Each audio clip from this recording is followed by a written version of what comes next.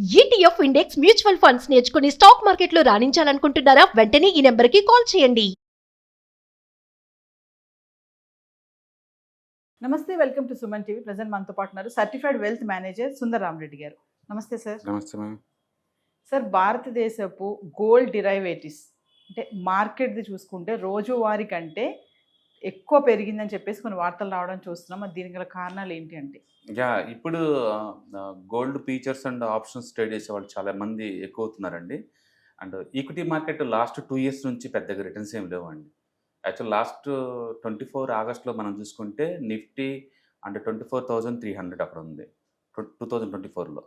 25లో ఆగస్ట్లో చూసినా సరే 24,300 ఉంది.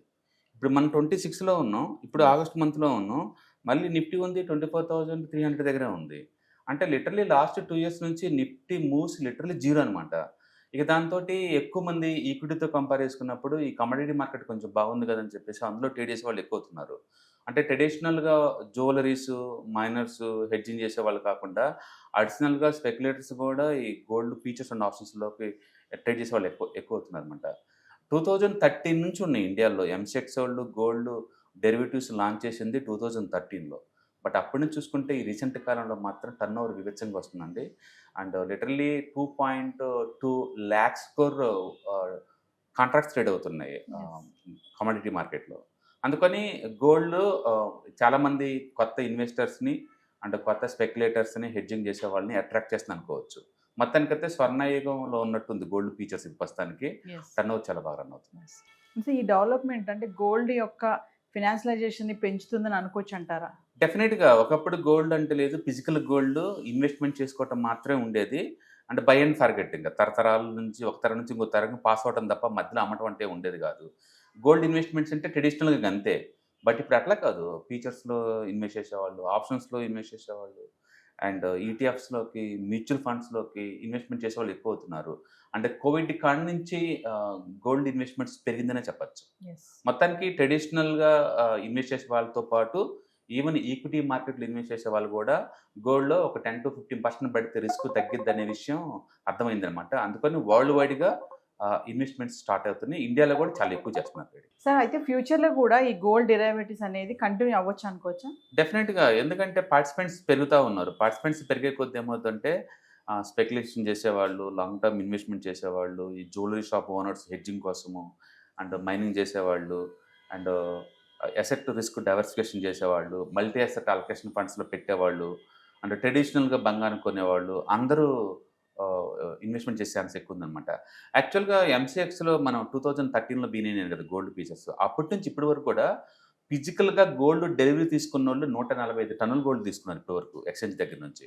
145 టన్నుల గోల్డ్ అంటే ఫిజికల్గా తీసుకునే వాళ్ళు కూడా ఎక్కువ అవుతున్నారు ఇప్పుడు. దాని మీనింగ్ ఏంటంటే గోల్డ్ యాజ్ ఏ అసెట్ క్లాస్గా మోడర్న్ పీపుల్ కూడా యాక్సెప్ట్ చేస్తున్నారు. ట్రెడిషనల్గా ఏంటంటే మ్యారేజ్ అప్పుడు, ఏదైనా స్పెషల్ అకేషన్ అప్పుడు మాత్రమే గోల్డ్లో ఇన్వెస్ట్ చేస్తారు అంతే. దాన్ని సీరియస్గా డిజిటల్ అసెట్గా ట్రీట్ చేసేవాళ్ళు కాదు.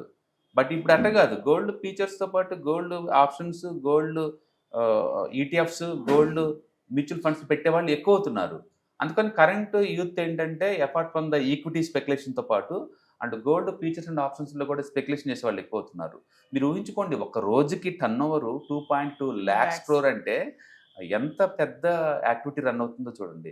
ఎందుకంటే గోల్డ్ వాలటిలిటీ ఎక్కువ అవుతుంది. ఇంత ముందులాగా మంత్లీ 1 or 2 కాదండి, డైలీ 1 or 2% మూవ్ అవుతుంది వెనక్కి కానీ ముందుకు కానీ. అండ్ స్టాక్ మార్కెట్లో ఏంటంటే అది ముందుకెళ్ళినా లాంగ్ బై మనీ మేక్ చేస్తారు, బ్యాక్ వస్తున్నా షార్ట్ కొట్టి మనీ మేక్ చేస్తారు. ఆ ఫెసిలిటీస్ ఉండటం వల్ల ఏంటంటే గోల్డ్ స్పెక్యులేషన్ చేసే వాళ్ళు ఎక్కువ అవుతున్నారు. అండ్ ప్రపంచవ్యాప్తంగా మామూలు ఎక్కువ ట్రెండింగ్ అవుతుంది, ఇండియాలో కూడా ఇంకా ఎక్కువ ట్రెండింగ్ అవుతుంది. పర్టికులర్గా లాస్ట్ 2 ఇయర్స్ నుంచి ఈక్విటీ రిటర్న్స్ అంత ఎక్కువ లేవు కాబట్టి. గోల్డ్ డెరివేటివ్స్తో మార్కెట్ ఎక్స్పాండ్ చేయొచ్చా అంటే సార్? ఇప్పుడు ఇండియాలో మెటల్స్ అంటే నథింగ్ బట్ గోల్డ్, లేకపోతే ఎంసెక్స్లో ఏంటంటే న్యాచురల్ గ్యాస్ ఒకటి, క్రూడ్ ఆయిల్ ఒకటి, ఈ 3 చాలా popular apart from the silver. అంటే ఇండియాకి సంబంధించేసి కమోడిటీ మార్కెట్ ట్రేడింగ్ అంటే gold, silver, crude oil, natural gas, ఈ 4 ఉంటాయి ట్రెడిషనల్గా. బట్ వీటి వల్ల ఏమవుతుందంటే ఈ మధ్యకాలంలో ఈ సిల్వర్ అండ్ గోల్డ్లో ట్రేడ్ చేసే వాళ్ళు ఎక్కువ అవుతున్నారు. దీనివల్ల ఏంటంటే ముందు రోజుల్లో దీన్ని విస్తీర్ణం ఇంకా పెరిగి అంటే పెద్ద మొత్తంలో ఇన్వెస్టర్స్ని అట్రాక్ట్ చేసే ఛాన్స్ ఎక్కువ ఉంటుందన్నమాట. దీంతో పాటు అదర్ మెటల్స్ కూడా కాపర్, జింక్, వాటికి కూడా డిమాండ్ వచ్చే ఛాన్స్ ఎక్కువ ఉందన్నమాట. అందుకని లాంగ్ టర్మ్ పాయింట్ ఆఫ్ లో ఇది మంచి పరిణామం అనుకోవచ్చు. ఎందుకంటే ఒకప్పుడు గోల్డ్ అంటే ఫిజికల్ గోల్డ్ మ్యారేజెస్ Marriage. అప్పుడు ఇన్వెస్ట్మెంట్ చేసుకుంటారు అంతే తప్ప మిగతా మామూలు రెగ్యులర్గా దాన్ని ఎసెట్లా కొంటూ అమ్మటం జరగడం లేదు. బట్ ఇప్పుడు ఎక్స్పాండ్ అవుతుంది గోల్డ్ కూడా. ఎస్.